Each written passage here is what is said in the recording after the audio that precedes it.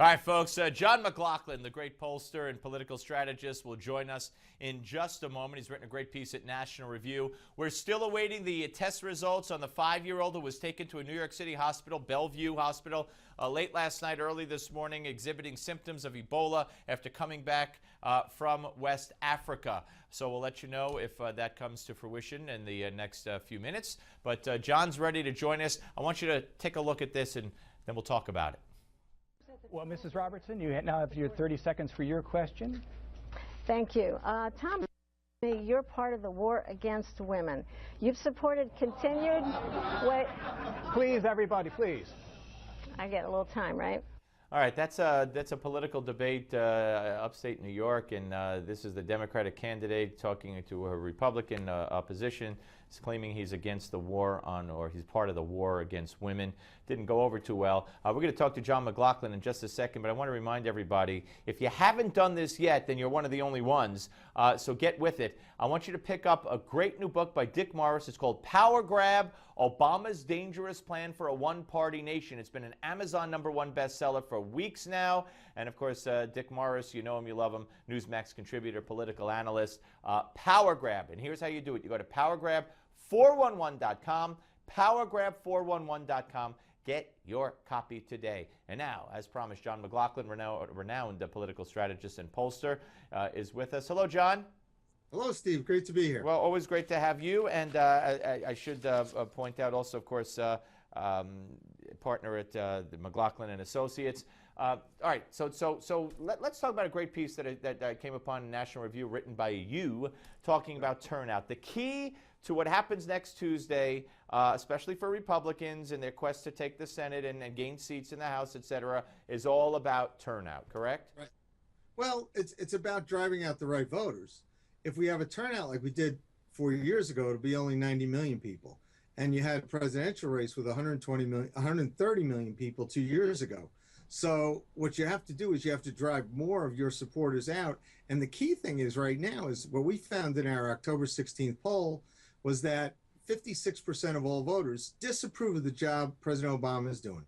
And it was the highest that we've had all year among these likely voters. Only 41% approve. So really you have a really just very common denominator where you can drive voters out to win the election. Now, the ironic part was the generic vote for Republicans was only 42% Republican, 41 Democrat. Among very likely voters, there were three-quarters, 46 to 41.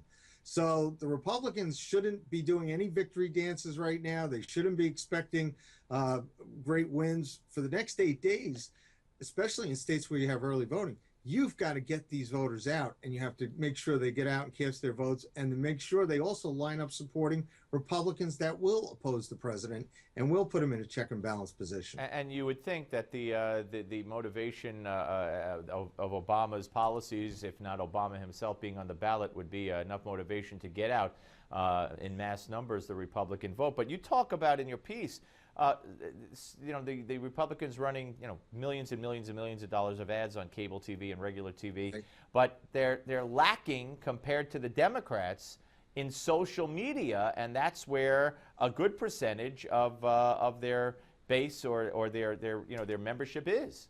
Right, you're going to have 4 to 5 voters that regularly use social media. The Democrats really stole the election, not stole, but they beat us 2 years ago for president, where they drove a lot of that vote out on the last weekend, and they went ahead on the published polls the day before the election, and the president, drove it out on election day. Until the polls close, the Republicans need to match them digitally, because the Facebook voters, they tend to tilt towards the Democrats.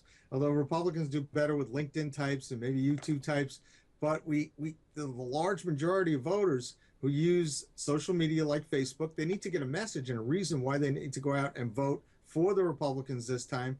And they need to understand that the majority of voters in the survey, they thought that they want a check and balance against the president. And when you look at what's gone on recently since the time we took the survey in the last week, when you have Ebola, ISIS, terrorist attacks, even in Canada, you have a New York City policeman hatcheted on the street by some terrorist. and plus the jobs and the economy haven't gotten better. There's a lot of good reasons that the Republicans can say, give us a chance. All right, well, why? We got 30 seconds. Why don't they know what you know? Well, they do. That's why we put this in. A lot of them do, and a lot of them are doing it. But a good number of them, they sometimes they miss the forest from the trees. Sometimes they just don't see the obvious thing out there.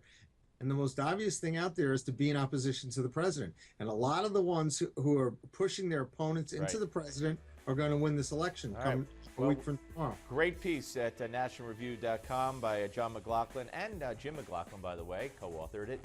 John, always good to talk to you, sir. Thank you, Steve. Keep up the good work. Thank you. And retired Navy Admiral James Ace Lyons is next.